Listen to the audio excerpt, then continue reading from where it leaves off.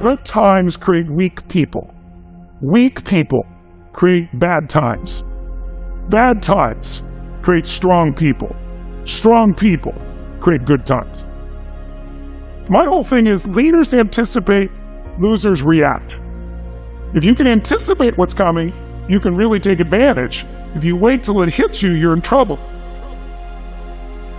The biggest problem people have is they think they're not supposed to have it. Problems are the fuel for growth. It's like you don't have any problems, you're either a liar or you might call them challenges. It feels better. I understand that. Anybody who doesn't have problems is either totally asleep at the wheel or they don't have much of any kind of a life. But then there's fulfillment. And fulfillment is living what you're made for. Is there a lack of confidence? No, it's a lack of mission. I like winning. I like being the best at what I do, so I'm not going to settle for less than that. Why would I? Michael Jordan making 1,000 shots before you take a break. So you look at Jordan, or you look at, LeBron, or you look at anybody who's the best in the world at what they do, and you go, aren't they lucky? But if you actually study them, you'll see they're doing things, they're practicing in private things that make them certain in public, and they get rewarded for what they do in public. Yeah. And you got to do the same. When you just know you're going to mess up, it's not going to be perfect. You're going to forget that line that you really wanted to say, but just put all the energy on the audience. Everything starts to change. If you stay ready, you don't have to get ready. It's a shift in your identity. Every single day, 6 days a week. What matters? Two subjects, your body. Because your energy matters. That energy is low. Everything I just said is worthless to you. Because when you're low energy, you don't use your full intelligence or ability. You need emotion. If you don't know how to master your emotion, emotions start wars. Emotion creates peace. Emotion gets you children. Emotion is what can make that business work or fail. And most people don't know how to direct their own emotions. Let me be conscious about feeding my brain things that are going to give me not only inspiration, but insight and skill and tools. 68% of the Fortune 1000 were started in either a recession or a depression. Well, the first skill you got to master to be great is the ability to recognize patterns. When humanity recognized the pattern of the seasons, the whole world changed. Because we went from hunter-gatherers trying to survive from place to place where we're exposed to everything, to wait a second. If we plant in the springtime, we protect in the summer, we reap in the fall, and then we hang on to some of that so we can live through the winter. That created communities for the first time, and then eventually cities and states and countries. So that changed the world. What will change a person's life is when you realize there's also a set of seasons in your own life.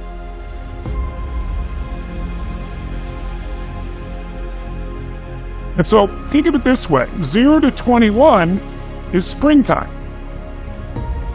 Things are easy to grow in springtime. You don't have to do that much. Growing as a kid happens naturally.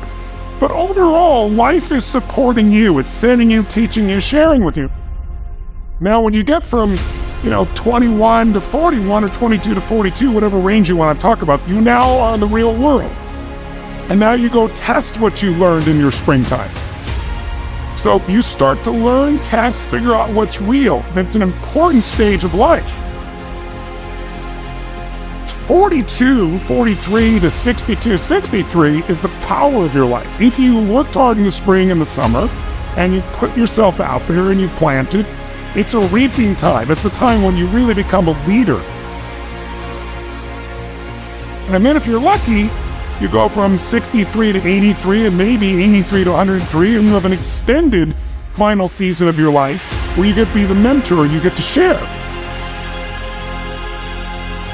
You get to make a difference. And maybe towards the end of your life, people look out for you again after you looked out for everybody else. That's kind of the cycle of life.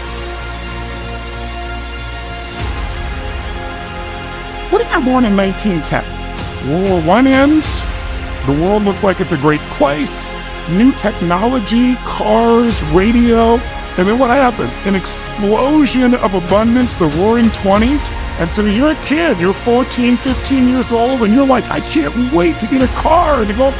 But what happened when that person hit the next stage of life at 19, 20, 21 years old? As they came of age, it's 1929.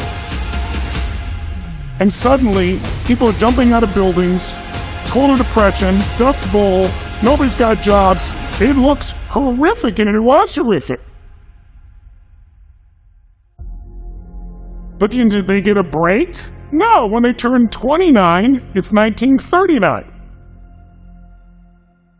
It looked like the whole world was going to end. Hitler was sweeping across Europe, bombing London. It literally looked like the world as we know it was over. This is what gives me great optimism for everyone watching here. Winter's not forever. No pandemic lives forever. Everything changes, and everything ends. And the good news about winter is it's always followed by springtime. What follows the night? The daytime. What a cool way to set it up if you were God or the universe. The first thing I do every single morning is I go in freezing cold water. And when you jump in, it never feels good to go in, but getting out, you feel incredible. But I do it for a different reason. I do it to train my brain to say, when I say now, it means now. When I say go, we go. I don't stand there because it's cold and go maybe in a minute when I'm ready. But I always do it because I've trained my brain. This is how we work. And if you train your brain to do that every single day, then it'll do it on the more difficult and important things in life. But the essence of it is, I change my body radically, and I do 3 things to make sure that my brain is primed. And what I mean by primed is, most people think their thoughts are their thoughts, Lewis, and you and I know better. Most people just don't understand that you are being primed all the time, and unless you prime yourself, you're going to get primed by the environment. So I want to take control of my brain, so I do 3 quick things. 1, I take 3 minutes of those 10 minutes after I've changed my body, and I focus on 3 different events in my life that I'm grateful for. I usually pick 2 big ones and 1 small one. It could be as simple as a smile on my daughter's face, and it changes your biochemistry. Then real fast, I do this 3-minute process that's kind of like a blessing, and then 3 minutes, the last 3 minutes are called 3 to Thrive, where I focus on 3 things I want to accomplish, but instead of thinking I want to accomplish, I see, feel, and experience it as done. I feel grateful, I celebrate it, and it trains your brain. So in 10 minutes, I'm done. Third thing that I'll do, I immediately send a message or a text or an audio message to somebody as a sincere compliment. And I don't go, dude, great job, or wow, you're cool. I say, hey, listen, I saw you on Tuesday with those kids, and I saw you take that extra 20 minutes no one else did. I just want you to know, I saw that, I thought that was incredible. So I'm always very specific, so they know it's not just some positive thinking bullshit call, it's sincerely doing it. It makes me constantly look for the good in the people I work with. 4th thing I do is whatever I don't want to do, the most challenging part of the day. What's a story we all love? It's the comeback story. It's the comeback. It's the Rocky. It's that music where all of a sudden you step back up and you take control and rock. Good times create weak people. Weak people create bad times.